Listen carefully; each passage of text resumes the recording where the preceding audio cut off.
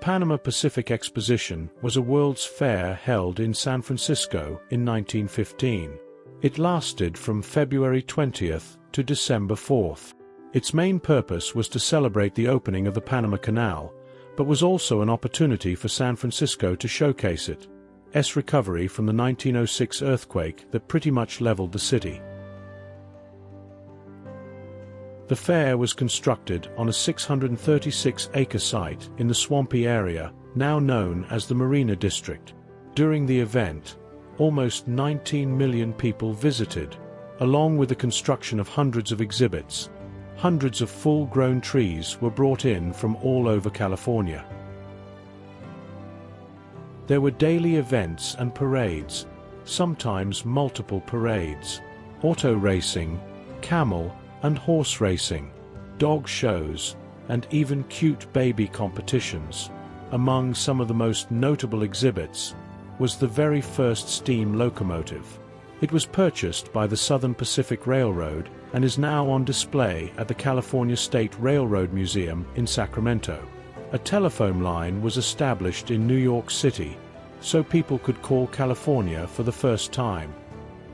The Liberty Bell traveled all the way from Philadelphia, Pennsylvania by train to be viewed at the fair.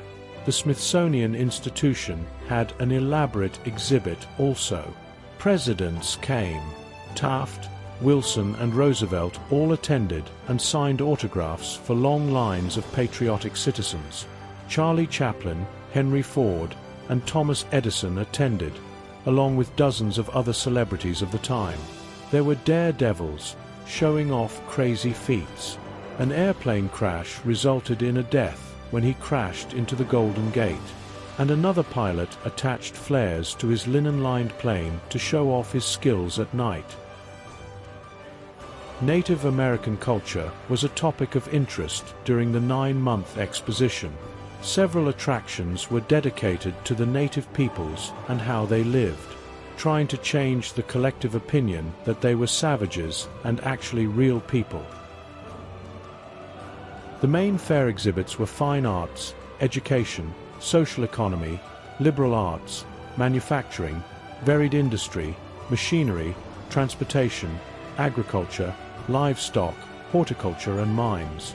The centerpiece was the Tower of Jewels, which rose 435 feet and was covered in 100,000 pieces of cut glass gems. It sparkled in the sun during the day and was lit up by 1,000 archlights at night. The Palace of Fine Arts still survives today as a reminder of the fair. Most of the buildings were constructed of temporary type materials, and most were pulled down and removed in late 1915. The Avenue of Nations were national and states buildings, displaying the customs and products unique to the area represented. There was also a zone set aside for concessions and popular amusements.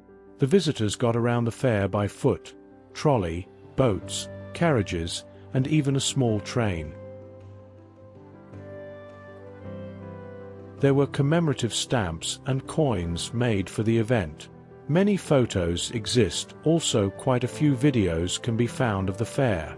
There is also a movie called When the World Came to San Francisco. There was a huge military presence at this fair. The Marines landed by boat and stormed into the fair carrying flags. There were daily parades of Army, Navy and Marines, complete with marching bands, and the extremely patriotic crowd loved every minute of it. Norway even showed up with Vikings that came by boat and stormed into the fair also.